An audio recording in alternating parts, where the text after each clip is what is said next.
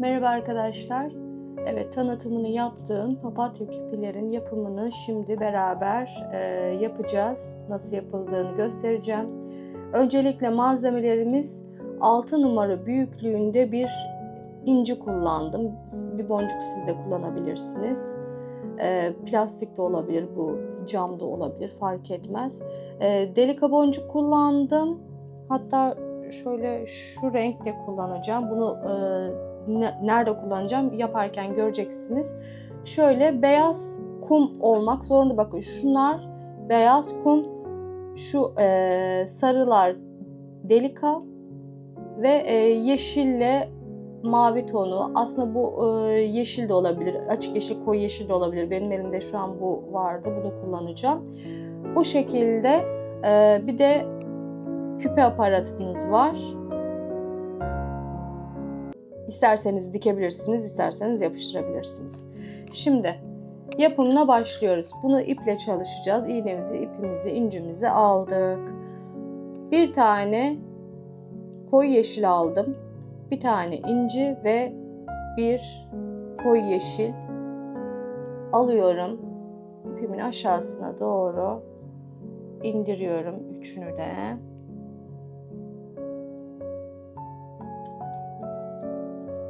Şimdi şu boncuğu atlayıp sadece inciden geçiyorum.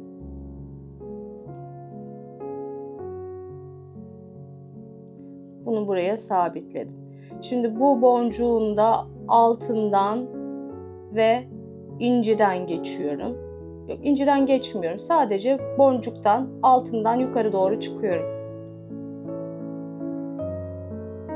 Şu şekilde buraya sabitledik. Eğer sizin bu boncuğunuz bir tık büyükse kenarını ölçün, ona göre boncuklarda eksiltme de arttırma yapabilirsiniz.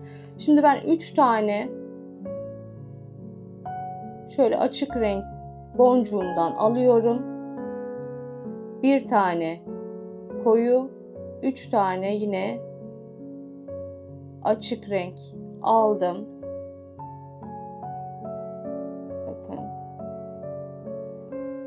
Şimdi diğer tarafa atlıyorum.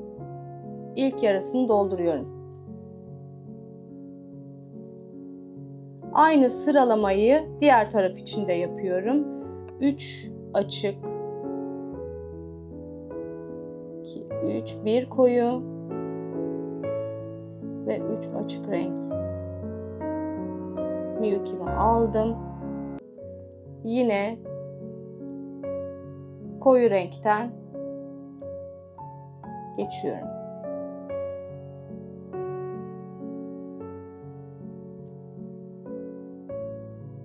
Şöyle bir tur sağlam olsun diye iğnemi yürütüyorum.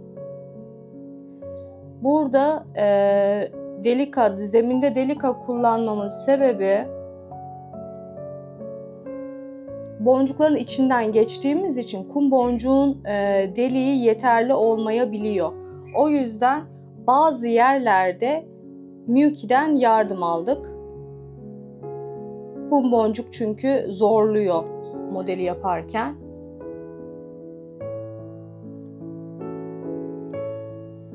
En son yeşilden geçiyorum ve bir tur boncuklarımın içinden dönmüş oluyorum. Şimdi bir tane sarı alıyorum. Karşıya geçiyorum. İncinin deliğinden karşıya geçiyorum. Yine bir sarı alıyorum. Yine incinin deliğinden diğer tarafa geçiyorum. Şimdi sarının içinden şöyle iğnemi yürütüyorum ve 6 tane sarı alıyorum. 2, 3, 4, 5, 6. 6 sarımı aldım. Hemen karşıdaki sarıdan geçiyorum. ilk yarısını böyle yapıyorum. Şimdi diğer yarısı için gene 6 tane boncuğumu alıyorum. 2, 3, 4, 5 ve 6. 6 taneyi aldım. Yine sarıdan ve 2 boncuktan daha, yani toplamda 2 boncuktan geçmiş oldum. Evet, şöyle bir görünüm oldu. Şimdi şu alttaki ve sarının ayrık durmaması için şöyle bir işlem yapacağız. Bakın, ipim şu sarıdan çıkmış, tam karşısına denk gelen boncuktan şöyle yukarı doğru, yukarıdan aşağıya doğru batıyorum ve onun yine aynı boncuktan ve toplam 3 boncuktan ilerliyorum. Hemen karşısına denk gelen boncuk şu oluyor. Batıyorum. Yine aynı boncuğun içinden ve diğer ikisinden de toplamda 3 boncuktan ileri gidiyorum. Bakıyorum şöyle yan tarafa. Şu karşısına denk geliyor. Yukarıdan aşağıya doğru battım. Ve aynı boncuğun altından ve diğer 2 boncuktan da, yani toplam 3 boncuktan ileri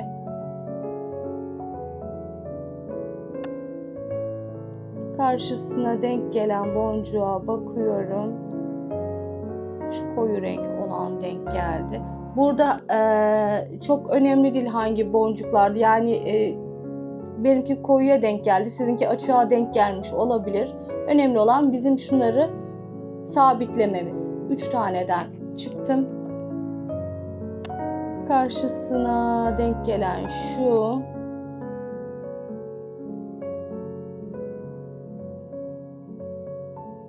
Evet. Toplamda 3 boncuktan ileri.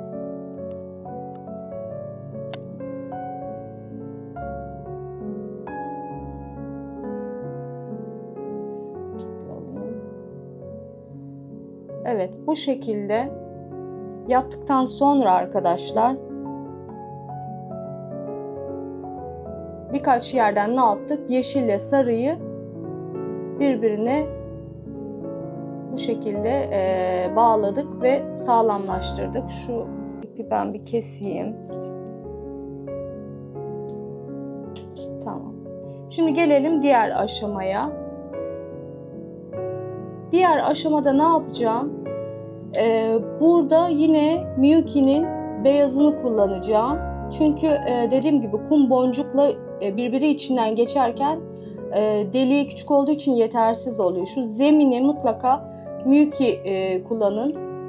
Şöyle 2 tane Miyuki'mi aldım. İpim bakın boncuktan yukarı doğru çıkmış.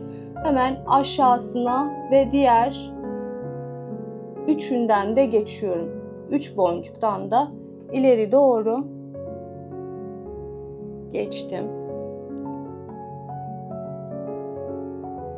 Devam ediyorum. 2 tane beyaz Miyuki'mi aldım. Boncuğum şu boncuktan çıkmış ipim. Onun arkasından ve diğer 2 tane daha, toplam 3 taneden iğnemi yürütüyorum. Yine 2 tane. Şöyle bakın. İpim şuradan çıkmış. Onun arkasından ve toplamda 3 boncuktan ileri doğru gidiyorum. Yine 2 tane aldım. Boncuğun arkasından ve toplam 3 taneden ileri. Elimize de şöyle düzeltelim. Şöyle tepeleri bakacak. Mesela şu yan değil. Yukarı doğru bakacak. Gerçi yaparken bunları elimizle daha sonra düzeltiriz. Devam edelim. Sıramız bitene kadar 2 tane beyazımı aldım, Miyuki'mi. Boncuğun arkasına ve diğer 3 boncuk, toplamda 3 boncuktan ileri 2 tane beyazımı alıyorum. Boncuğum burada, ipim buradan çıkmış bu boncuktan.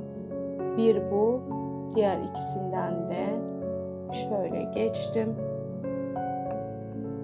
Ve son 2 tane beyazımı alıyorum. Bakın buradan çıkmış ipim. Bu boncuğun arkasını kullanıyorum. Onun yanındaki sarıyı ve ilk tepedeki beyazı bu şekilde kullanıyoruz. Evet, zeminimizi bu şekilde oluşturuyoruz arkadaşlar. Zemini bu şekilde oluşturduktan sonra sıra geldi papatyalara. Papatyaları da kum boncukla çalışıyoruz. Miyuki ile artık işimiz yok. 1, 2, 3, 4, 5. 5 tane kum boncuğumu aldım. Aşağıya indiriyorum.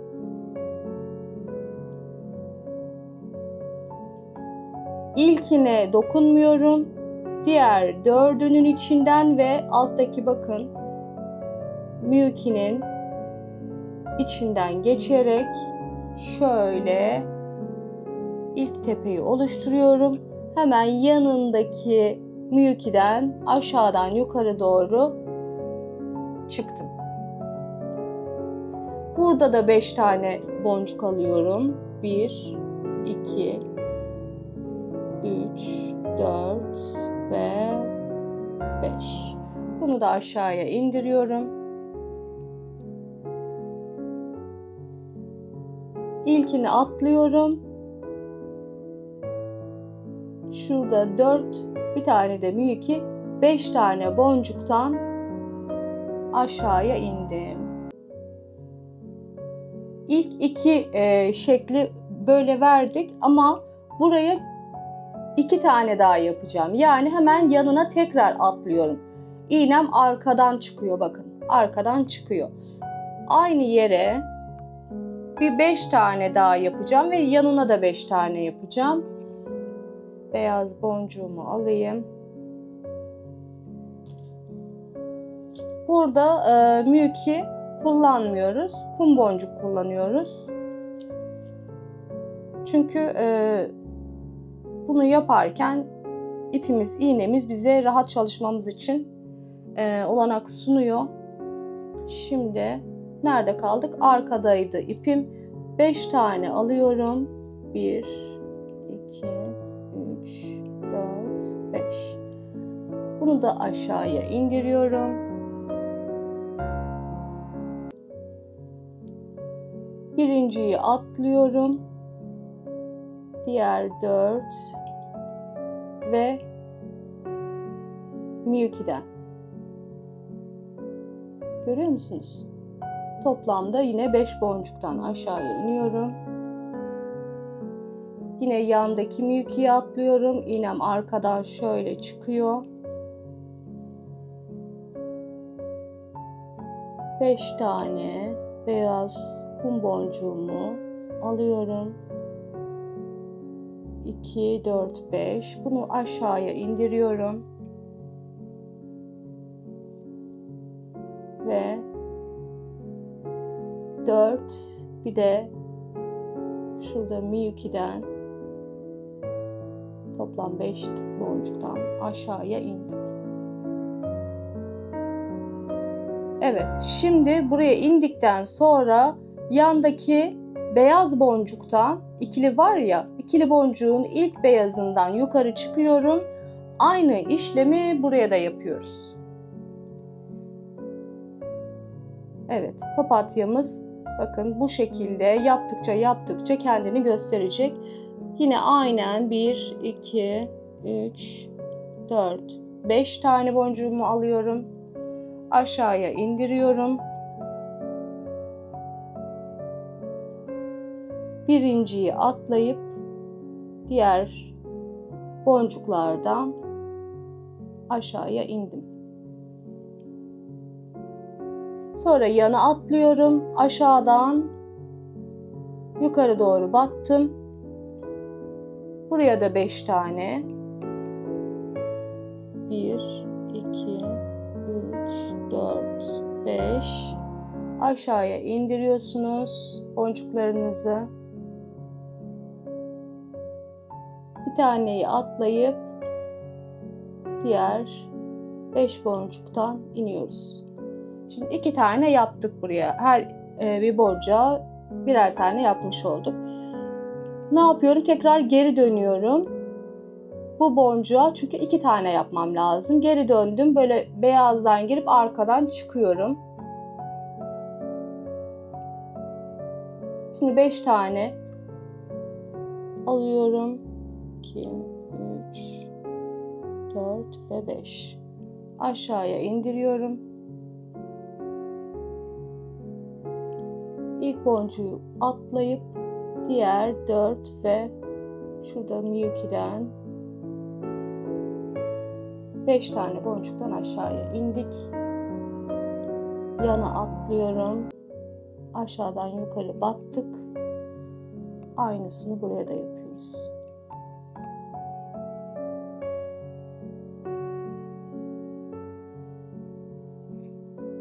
Evet, bütün sıradaki beyaz boncukları, ikili Miyuki'leri bu şekilde arkadaşlar dolduruyorsunuz.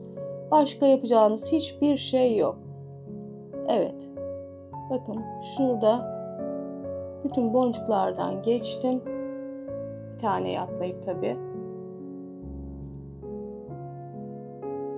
Ne yapıyoruz? Sıra diğer tarafa geldi. Yana atlıyoruz. Evet, bu şekilde papatyamızı tamamlıyoruz arkadaşlar. Bakın. Yani aynı şeyi diğer taraflara da uyguluyorsunuz ve böyle cici micici çok tatlı bir papatyanız oluyor. Bunu küpe de yapabilirsiniz. Yüzük de olur. Yüzük de çalışabilirsiniz. Yani her türlü değerlendirebilirsiniz. 3 boyutlu bir papatya gibi gözüküyor. Küpe aparatımda benim kullandığım, elimde bu vardı. Bunu kullandım. Bunu istedim çünkü. Bu hem dikmeli, isterseniz dikebilirsiniz. İsterseniz de ben bunu yapıştırdım. Direkt yapıştırdım. Bu şekilde de kullanabilirsiniz. Evet, bu modelle anlatacağım başka bir şey yok. Çalışacağımız sistem bu. Bunu ben tamamlayacağım. Sizler de aynı şekilde tamamlayıp bitireceksiniz. Beni izlediğiniz için teşekkür ederim. Yeni bir video ile karşınızda olana kadar kendinize iyi bakın. Hoşça kalın.